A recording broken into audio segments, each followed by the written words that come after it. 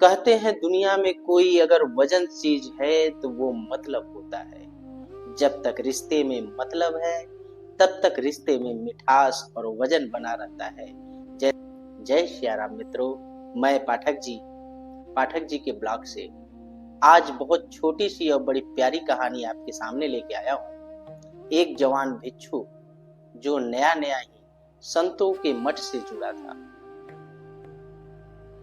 मठ में होने के बावजूद भी वो भिक्षुक बहुत चिंतित और हताश, मन बहुत अशांत था।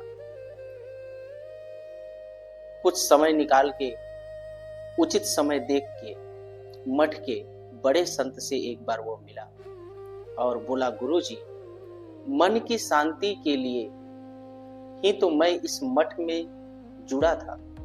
मैं साधु बना था, भिक्षुक बना था, लेकिन यहाँ आने के बाद भी, पूजा पाठ के माहौल होने के बाद भी मन बहुत अशांत रहता है, बहुत विचलित रहता है।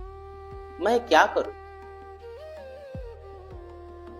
मेरे बचपन की कुछ ऐसी घटनाएं हैं, कुछ ऐसा दृश्य है जिसे मैं भुला नहीं पा रहा हूं। वो प्रतिपल मेरे दिमाग में घर करके बैठा है और मैं चिंतित रहता हूं।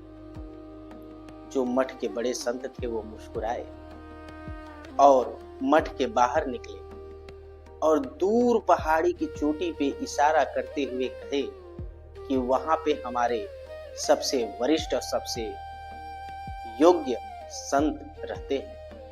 आप वहां जाइए, आपके सवालों का जवाब उन्हीं के पास है। वो यंग भिक्षुक जो था बहुत उत्सुकता से संत से पूछा कि गुरुजी, यदि आप आज्ञा दो तो मैं आज ही जाना चाहूंगा। बड़ी उत्सुकता से वह बड़े संत से, वरिष्ठ संत से मिलने के लिए निकल पड़ा। कुछ ही समय बाद वह पहाड़ की दूसरी चोटी पे पहुंचा और वहां देखा जो वरिष्ठ संत थे वो साधना में लीन थे।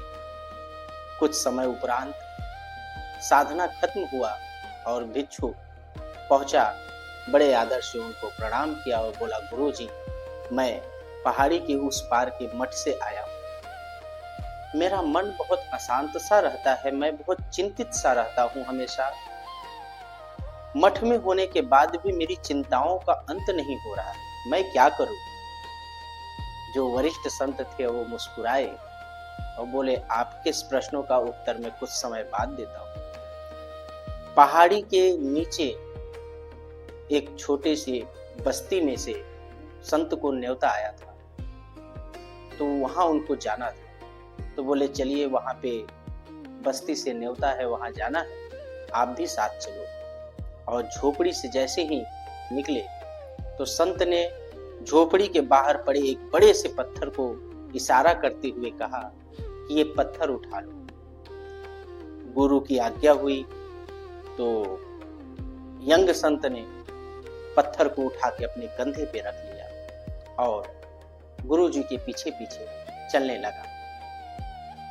गुरुजी बुजुर्ग थे, फिर भी वो जल्दी जल्दी पहाड़ी की चोटी से नीचे उतर के गांव की शुरुआत होने वाले जगह पे पहुंच गए और एक पेड़ के नीचे बैठ गए। और वो जो भिक्षुक संत था, बड़ा सा पत्थर कंधे पे लिए, कभी इस कंधे से तो कभी उस कंधे पे रखे हुए नीचे उतरते जाता था। वो बहुत थक सा गया था, बहुत परेशान हो गया था।